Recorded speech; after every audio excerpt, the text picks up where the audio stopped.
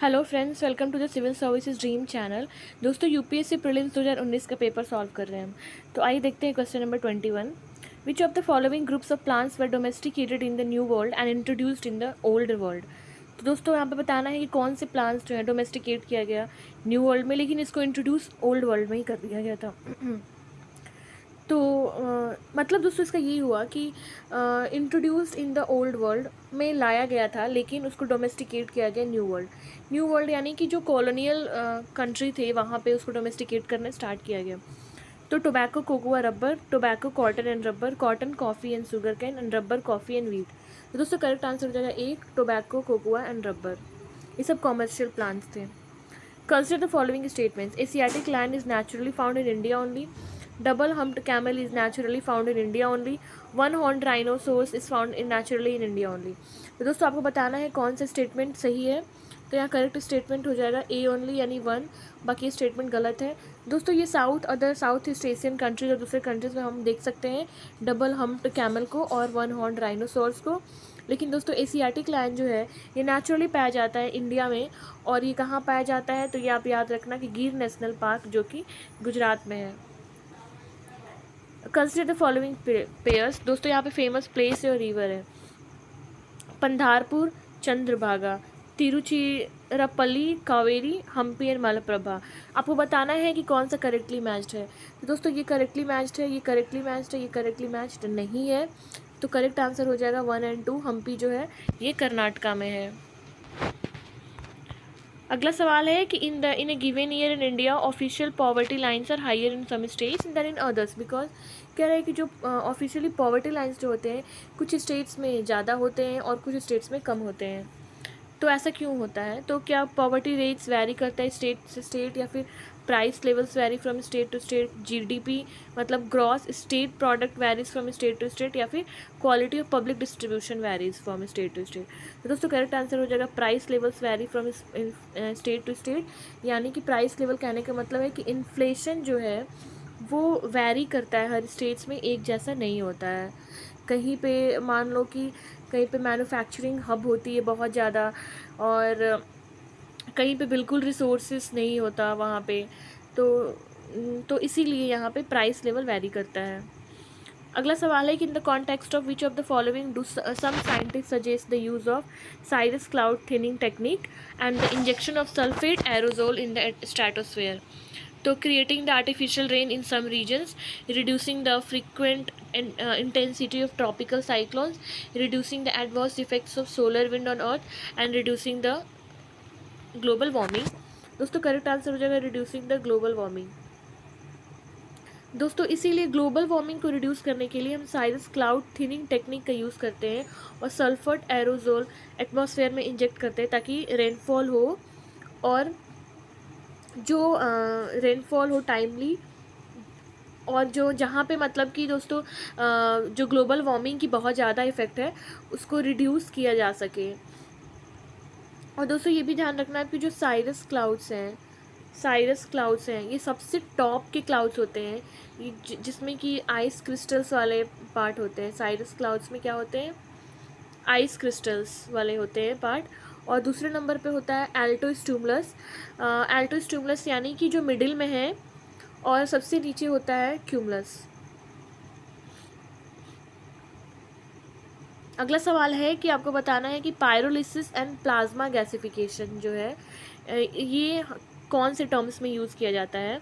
Extraction of rare earth elements, natural gas extraction technologies, hydrogen fuel based automobiles and waste to energy technologies. तो दोस्तों यहाँ पे correct answer हो जाएगा waste to energy technologies. Pyrolysis and plasma gasification का use करते हैं कि जो वेस्ट हो जाता है, ठीक है, उसको किसी भी तरह हम एनर्जी में कन्वर्ट कर देते हैं रिसाइकलिंग करके, ताकि उसका जो है हम यूटिलाइज उसको कर सकें इन अदर वे। अगला सवाल है कि अगस्त मला बायोस्फीयर रिजर्व से रिलेटेड आपको बताना है कि कौन सा स्टेटमेंट सही है, कौन सा है। तो Neyyar Peppara Shendurney wildlife sanctuary, Kalakad Mundanthurai tiger reserve, Mudumalai Sathyamangalam and the Wayanad wildlife sanctuaries and Silent Valley National Park. दोस्तों साइलेंट वैली नेशनल पार्क ये कहाँ है? केरला का है। And the Koundinya Gundla Brahmeswaram Papikonda Wildlife Sanctuaries and Mukurthi National Park, and the Kaval and Sri Venkateshwar Wildlife Sanctuaries and Nagarjun Sagar से Silent tiger reserve. दोस्तों correct answer इसका हो जाएगा A, Neyyar, Peppara and Shendurney wildlife sanctuary and Kalakad Mundanthurai tiger reserve. Consider करना है following statements को कि some species of turtles जो होते हैं हर्बीवोर्स होते हैं, सम स्पीसीज जो फिश के होते हैं वो हर्बीवोर्स होते हैं, सम स्पीसीज जो मरीन मैमल्स के होते हैं वो हर्बीवोर्स होते हैं, और स्नेक्स के कुछ स्पीसीज जो होते हैं वो क्या होते हैं, वो विविपेरस होते हैं। तो करेक्ट स्टेटमेंट हो जाएगा कि चारों ऑप्शन सही है। दोस्तों यहाँ पे जैसे कि यहाँ सम कह रहा है तीनों स्टेटमेंट में, तो जो चीज़ें बहुत जैसे कि बायोलॉजिकल या फिर स्पीसीज से रिलेटेड अगर सम यूज़ किया जाता है तो उसकी प्रोबेबिलिटी होती है बहुत ज़्यादा, तो इसके बेसिस पे हम चारों लगा सकते हैं कि तो हमारा आंसर सही हो जाएगा कि हाँ, जैसे कि कुछ टर्टल्स तो हर्बीवोर्स होंगे ही। अब जैसे कि यहाँ पे कह देता है कि all species of turtles are herbivores, तो वो स्टेटमेंट गलत हो जाता। तो फ्यू या फिर सम, स्पीसीज, सेवरल, इन सारे जो वर्ड्स होते हैं इसमें सही होने की प्रोबेबिलिटी होती है। अगला सवाल है कि ब्लू फिन्ड वाइल्ड लाइफ है और आपको बताना है कि कहाँ ये नेचुरली पाए जाते हैं। ब्लू फिन्ड महासीर, कावेरी नदी, इरावदी डॉल्फिन चंबल नदी, रस्टी स्पॉटेड कैट ईस्टर्न घाट। तो दोस्तों यहाँ पे अगर आपको थोड़ा सा भी पता होगा कि इरावदी डॉल्फिन जो है वो चंबल नदी में नहीं पाई जाती है, तो हमारा ऑप्शन हो जाएगा 1 और 3। दोस्तों अगर इरावदी जो डॉल्फिन है उसके नेचर की बात करें तो ये ओशियानिक डॉल्फिन है, और दोस्तों ये इन कहाँ कहाँ पाई जाती है, तो ये ब्रह्मपुत्रा और इरावदी में पाए जाते हैं। और जो दोस्तों जो हमारी एक्वेटिक मैमल है जो इंडिया की, वो याद रखना आपकी डॉल्फिन है, लेकिन वो गैंगिस डॉल्फिन है, मतलब जो डॉल्फिन गंगा में पाई जाती है। अगला सवाल है कि why there is a great concern about the microbeads that are released into the environment. तो मतलब माइक्रोबीट्स को लेके इतनी कंसर्न क्यों है, इसको अगर इन्वायरमेंट में रिलीज़ की जाती है तो।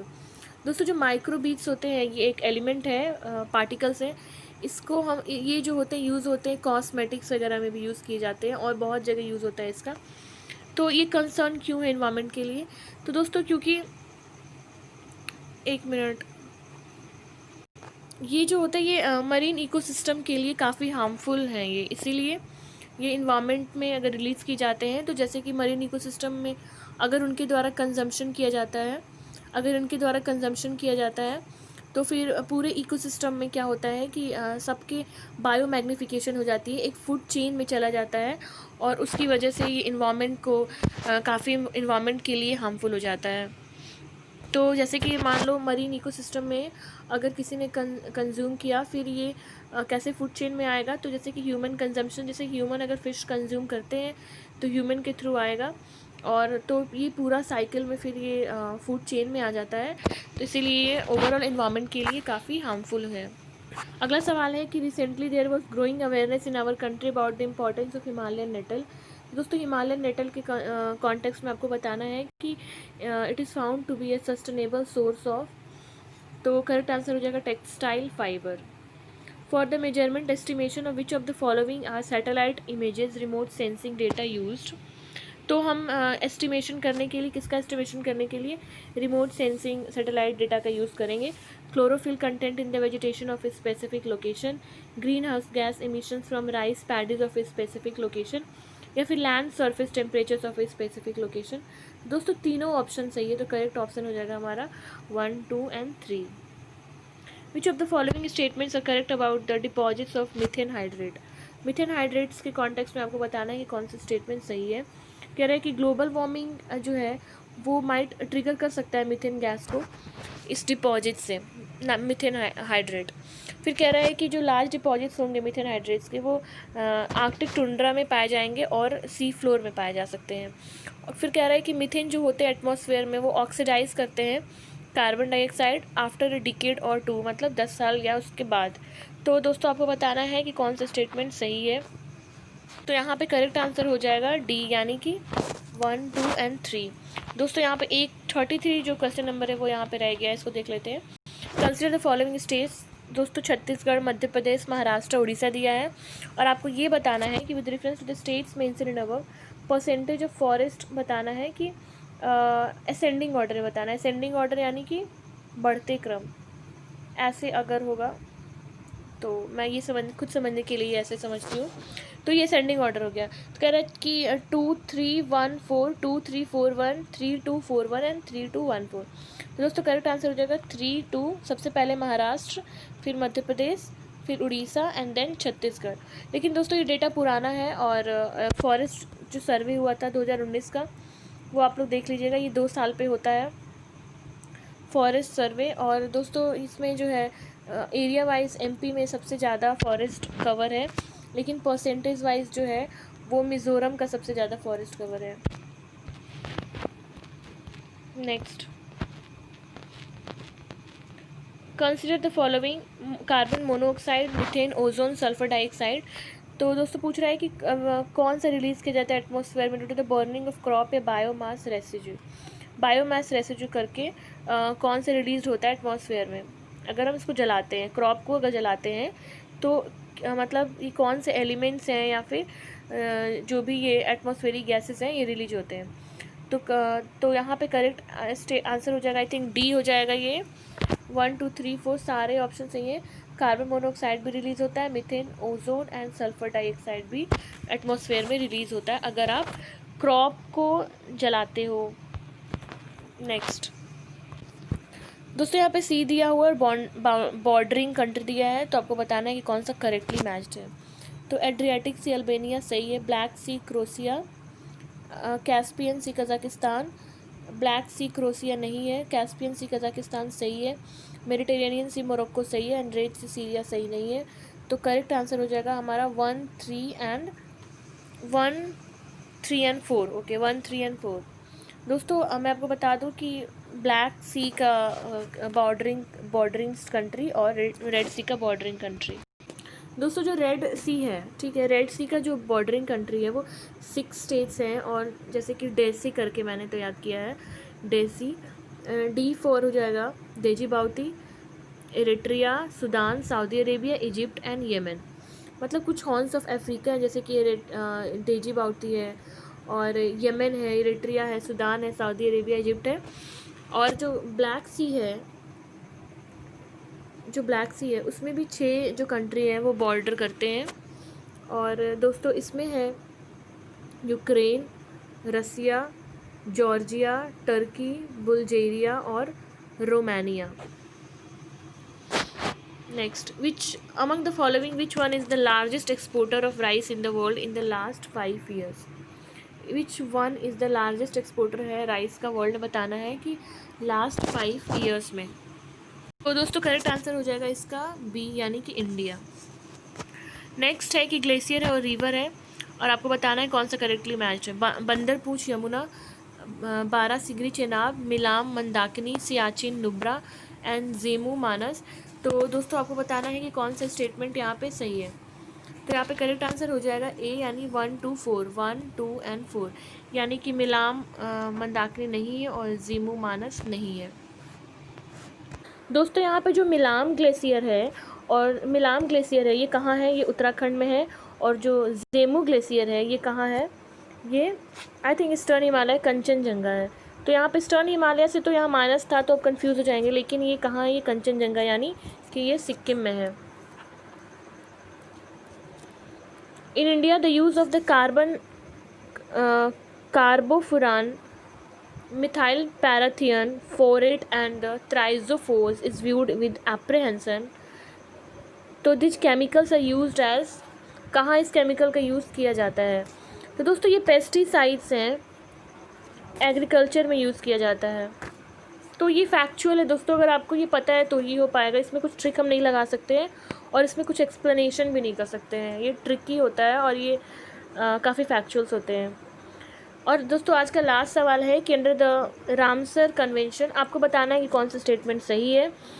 तो फर्स्ट है कि रामसर कन्वेंशन के तहत मैंडेटरी होता है गवर्नमेंट ऑफ इंडिया के पार्ट में कि वो सारे जो वेटलैंड्स है टेरिटरी ऑफ इंडिया में उसको कंजर्व करे। तो दोस्तों ये स्टेटमेंट बिल्कुल गलत है। और वेटलैंड्स जो कंजर्वेशन एंड मैनेजमेंट रूल्स है वो फ्रेम किया गया है गवर्नमेंट ऑफ इंडिया के द्वारा रामसर कन्वेंशन के रिकमेंडेशंस पे। तो दोस्तों ये भी गलत है। और जो लास्ट है, जो थर्ड है, कह रहा है कि जो वेटलैंड कंजर्वेशन मैनेजमेंट रूल्स 2010 है, ये इनकम्पास करता है ड्रेनेज एरिया और catchment regions of the wetlands are determined by the authority. तो ये बिल्कुल सही है। तो दोस्तों हमारा करेक्ट आंसर हो जाएगा सी ओनली। तो दोस्तों आज के लिए इतना ही। Thank you.